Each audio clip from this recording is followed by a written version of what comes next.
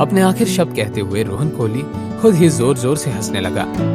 Waiters भी आहान की तरफ थोड़ी अजीब नजरों से देखने लगे और ग्लास वॉल रूम से बाहर जाने लगे। तभी शनाया ने उन्हें आवाज लगाते हुए कहा, रुकिए, मेरी एक बात सुनिए। अगर कोई उसे इस तरह इंसल्ट करने की कोशिश करता तो शायद शनाया इस सब को सह भी लेती, मगर रोहन ने आहान को ऑफेंड करने की कोशिश की थी और ये सब शनाया हाथ पर हाथ रखे नहीं देख सकती थी। इसलिए उसने सीधा वेटर से कहा, ओह, तुम्हें शनाया को भी बियर पसंद है। मैं शनाया, आपने मुझे पहले ही कह दिया होता तो मैं एक अच्छी स्पेशल बियर का इंतजाम कर देता। रोहन कोहली ने वेटर को बियर लाने को कहा। वैसे तो बहुत गुस्सा था वो और इरिटेटेड भी, लेकिन अब वो मीडिया के सामने ये सब बिगड़ने देना नहीं चाहता था। क्या मिसेस यामिनी गिल ने ये नहीं कहा था कि शनाया एक अच्छे लाइफ पार्टनर के इंतजार में है और वो आहान के साथ बिल्कुल भी खुश नहीं है? अब क्या हो गया? हाँ, इन दोनों को देखकर तो ऐसा लग रहा है कि शनाया और आहान की रोमांटिक डिनर डेट पर मैं कबाब में हड्डी बनकर आया हूँ। रोहन के प्लान मुताबिक अब शनाया को तो उससे इम्प्रेस हो जाना चाहिए था, मगर इम्प्रेस होना तो दूर की बात थी। शनाया ने अब तक रोहन कोहली से सीधे मुंह बात भी नहीं की थी। पूरे शिमला में जिस रोमांटिक डिनर डेट का ऐसा अरेंजमेंट कोई भी नहीं कर सकता था, उस डिनर डेट का रोहन ने इंतजाम किया था। दुनिया की बेहतरीन और खास वाइन भी मंगाई थी और इतना ही नहीं, उसने तो काफी फेमस सिंगर को भी बुलाया था। मैं शनाया, मैंने आपकी मॉम मिसेस यामिनी गिल से तो ये सुना था कि आपको पियानो में बहुत दिलचस्पी है। क्योंकि शनाया के पास कोई दूसरा चारा नहीं था तो उसने बेमन से हाँ कह दिया। ऐसा है कि मिस शनाया, मुझे भी पियानो और म्यूजिक बहुत पसंद है। मुझे तो पियानो का इतना शौक है कि मैं बचपन से ही पियानो बजाना सीखता आया हूँ। कॉलेज के वेकेशंस में तो मैं पियानो के बारे में और डिटेल में सीखने के लिए यूरोप भी चला गया था। अब मैं अपनी तारीफ अपने मुंह से करूँ तो अच्छा नहीं लगेगा। क्या ये रोहन कोहली अपने ऊपर किताब कर रहा है क्या? क्या मैंने उसे पियानो लर्निंग हिस्ट्री के बारे में पूछा भी था? कब से अकेले ही बकबक कर रहा है? हमें खुद की तारीफ बिल्कुल भी नहीं करना चाहता, इसलिए मिस शनाया, क्यों ना मैं खुद ही पियानो बजाकर आपको मेरे टैलेंट की झलक दिखा सकूं। जैसे ही शनाया ने रोहन कोहली की कही ये बात सुनी, उस बेचारी की बोलती बंद हो गई। बहुत देर तक जब शनाया ने उससे कुछ नहीं कहा तो रोहन ने उसके जवाब को हाँ में कंसिडर कर लिया और शनाया को कुछ कहने का मौका दिए बगैर ही अपनी जगह से उठ खड़ा हुआ और जाकर ग्लास वॉल रूम के बीचों बीच खड़े हुए पियानो की सामने रखी चेयर पर जाकर बैठ गया। इस वक्त रोहन एक बहुत ही फेमस म्यूजिशियन बेथोवन की कंपोज की हुई धुन बजा रहा था। उस धुन का नाम था टू अलाइस। टू अलाइस दुनिया की सबसे फेमस और पसंदीदा मेलोडीज में से एक मानी जाती है। भले ही रोहन उस धुन को बजाने में ज्यादा परफेक्ट नहीं था, लेकिन फिर भी वो जैसा भी था बहुत अच्छे से बजा रहा था। मुझे तो लगा था कि रोहन कोहली कोई बहाना बनाकर मेरा दिल जीतना चाहता है और ये सब सिर्फ मुझे इम्प्रेस करने के लिए या फिर आहान को नीचा दिखाने के लिए किया होगा। लेकिन मानना पड़ेगा कि रोहन सच में बहुत अच्छा पियानो बजा लेता है। थोड़ी ही देर में रोहन ने पूरी धुन बजा ली और पियानो के आगे से हट गया। मिस शनाया, क्या आपको मेरी की हुई बेथोवन की धुन पसंद आई? कोई उसमें गलती नजर आई? इस धुन के परफॉर्मेंस में बहुत सारी गलतियां थी। तुम्हें पियानो के बारे में पता भी है क्या, जो तुम मुझे गलत सही का ज्ञान दे रहे हो? जब आहान 3 साल का था तब से उसकी मॉम नैना माथुर ने उसे पियानो बजाना सिखाया था। नैना माथुर खुद एक बहुत ही फेमस पियानिस्ट थी। उन्होंने पूरे यूरोप में एक टैलेंटेड पियानिस्ट के तौर पर जान पहचान बनाई हुई थी। जिस उम्र में बच्चे सही से पेंसिल भी नहीं पकड़ पाते थे, आहान ने टू अलाइज बजाना सीख लिया था। क्या मुझे पियानो के बारे में कुछ पता नहीं हो सकता?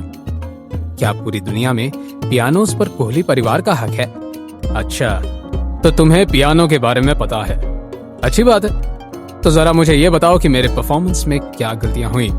तो सुनो, पहली गलती, धुन की शुरुआत में तुम्हें प्रीलूड बजानी चाहिए थी, लेकिन तुमने जी शार्प की की को प्ले किया। उसकी वजह धुन थोड़ी बेसुरी हो गई थी। दूसरी गलती, तुम्हारी स्पीड, जिसे म्यूजिकल भाषा में लय कहा जाता है, वो बहुत ही स्लो थी, जिसकी वजह से ये धुन थोड़ी उदास भरी लग रही थी, जबकि टू अलाइज का इमोशन खुशनुमा है। तीसरी गलती, बीच के दूसरे अंत में जो 7वां स्वर था उसे तुमने स्किप कर दिया था। वह स्वर ही तो इस धुन का एसेंस है। उसी स्वर की वजह से ये धुन इतना यादगार बनती है। साथ ही और कई स्पेसेस हैं जहां पर तुमने बहुत से स्वरों को बजाया ही नहीं है। वैसे और भी गलतियां हैं जो कि बहुत ही सिली मिस्टेक्स थी और जिनकी वजह से ये धुन को तुमने बर्बाद कर दिया था। अगर तुम चाहो तो मैं डिटेल में एक एक करके शुरू करता हूँ। तुमको ये सब कैसे पता चला? तुम्हारी गलतियां ही इतनी सारी थी कि मैं चाहकर भी नजरअंदाज नहीं कर सकता था। वैसे पियानो बजाने में बहुत बुरे हो रोहन तुम्हें और ज्यादा प्रैक्टिस की जरूरत है। क्या? मुझे और ज्यादा प्रैक्टिस की जरूरत है? क्या मैं कोई सपना देख रही हूँ? ये आहान ही है ना, या फिर कोई और? तुम्हारी गलतियां ही इतनी सारी थी कि मैं चाहकर भी नजरअंदाज नहीं कर सकता था। वैसे पियानो बजाने में बहुत बुरे हो रोहन तुम्हें और ज्यादा प्रैक्टिस की जरूरत है। क्या? मुझे और ज्यादा प्रैक्टिस की जरूरत है? क्या मैं कोई सपना देख रही हूँ? ये आहान ही है ना, या फिर कोई और? जब आहान की रोहन के साथ अपनी ही एक तरफा बहस चल रही थी, शनाया की आंखें खुली की खुली रह गई। उसने मन ही मन में सवाल करते हुए कहा, क्या मैं कोई सपना देख रही हूँ? ये आहान ही है ना, या फिर कोई और? जिस कॉन्फिडेंस के साथ आहान ये सारे मिस्टेक्स पॉइंट आउट करवा रहा है, जरूर उसने पियानो के बारे में बहुत जानकारी ली होगी। क्या सच में इतना टैलेंटेड होने के बाद भी आहान को एक नॉर्मल सी बैंक में काम करने की जरूरत है? लोगों को उनके ideal husband material Rohan Kohli और निकम्मे घर जमाई आहान के इस मुकाबले में आए हुए ट्विस्ट की बिल्कुल भी उम्मीद नहीं थी। एक मिनट, क्या इतनी अच्छी धुन में इतनी सारी गलतियां सचमुच हो सकती हैं? कहीं रिपोर्टर्स कैमरा शुरू करने के पहले सो तो नहीं गए? मुझे लगता है कि ये जरूर आहान की कोई चाल होगी। और नहीं तो क्या, जरूर ये आहान अपने आप को ज्यादा ही समझदार मानने लगा है। वो तो इस हद तक पहुंच गया है कि मेरे ही रोहन को गलत कह रहा है। अब जब आहान ने इस मुकाबले में अपनी थोड़ी सी जगह बनाई थी, तो अब तक खामोश बैठे उसके सपोर्टर्स भी मैदान में उतर आए। कुछ लोगों ने आहान की तरफदारी करते हुए कमेंट सेक्शन में लिखा, ओह माय गॉड, मैं जानती थी कि आहान में कोई खास बात तो है, वो ऐसा ही इतना चार्मिंग नहीं है। क्या अब सबने देख लिया कि हमारे आहान ने कैसे आपके उस बिगड़े नवाबजादे को उसकी गलतियां गिनाई? हाँ, और वैसे भी शुरुआत में मैंने देखा कि शनाया खुद आहान के साथ ही ग्लास वॉल रूम के अंदर दाखिल हुई। मैं कह रही हूँ वो दोनों बेस्ट कपल हैं। बीच में तो ये रोहन कोहली आया हुआ है। लोगों के कमेंट्स से अनजान जब रोहन ने कुछ सोचा, वो एक नतीजे पर पहुंचा। गुस्से से आग बबूला होते हुए रोहन कोहली ने आहान से कहा, आहान, तुम कह रहे हो कि मुझे और प्रैक्टिस की जरूरत है, और तुम्हारा क्या?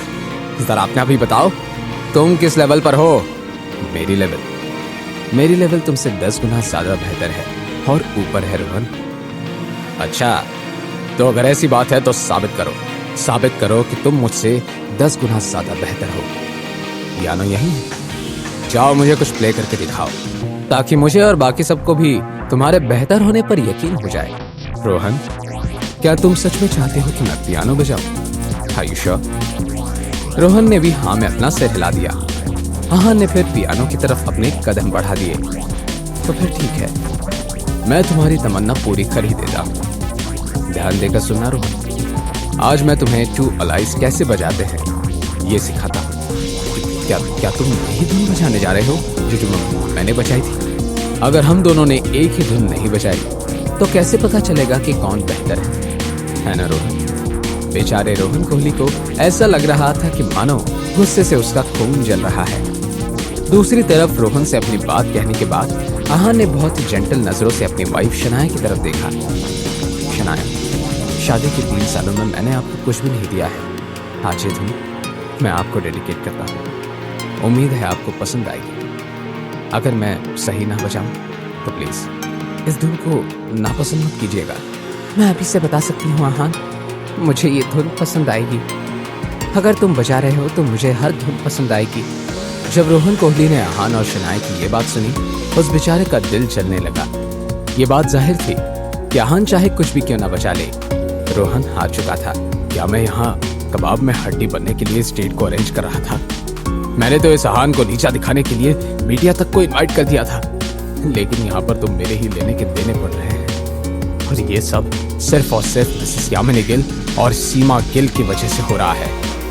एक बार मैं इस बखेड़े से बाहर निकल जाऊं, फिर उन दोनों को बताता हूँ। उसने फिर से देखा कि आहान जाकर पियानो के सामने बैठ गया। इस पॉइंट पर आहान की आंखों में एक तरह की उदासी थी। जब से आहान की माँ नैना माथुर गुजर गई, आहान ने कभी भी पियानो को छुआ तक नहीं था। पहले वो अपनी माँ नैना माथुर को खुश करने के लिए पियानो बजाया करता था, और आज वो अपने जिंदगी की दूसरी सबसे जरूरी औरत, उसकी बीवी शनाया को खुश करने के लिए पियानो बजा रहा था। आहान ने अपनी लंबी उंगलियों को पियानो की कीज पर रखा। एकदम से आहान को एहसास हुआ कि ये काली और सफेद कीज ठंडी पड़ गई थी। एकदम से आहान की उंगलियां हिली और कुछ कीज के दबने से एक तरह का शोर सुनाई दिया। आगे क्या होने वाला था? क्या आहान टू अलाइज को सही बजाने में कामयाब होने वाला था? क्या आगे आहान और शनाया एक दूसरे से अपने प्यार का इजहार करने वाले थे? जानने के लिए देखिए अगला एपिसोड सिर्फ पॉकेट एफएम के यूट्यूब चैनल पर, और सीक्रेट अमीरजादा के सारे एपिसोड्स को सुनने के लिए डिस्क्रिप्शन में दी हुई लिंक से डाउनलोड कीजिए पॉकेट एफएम ऐप।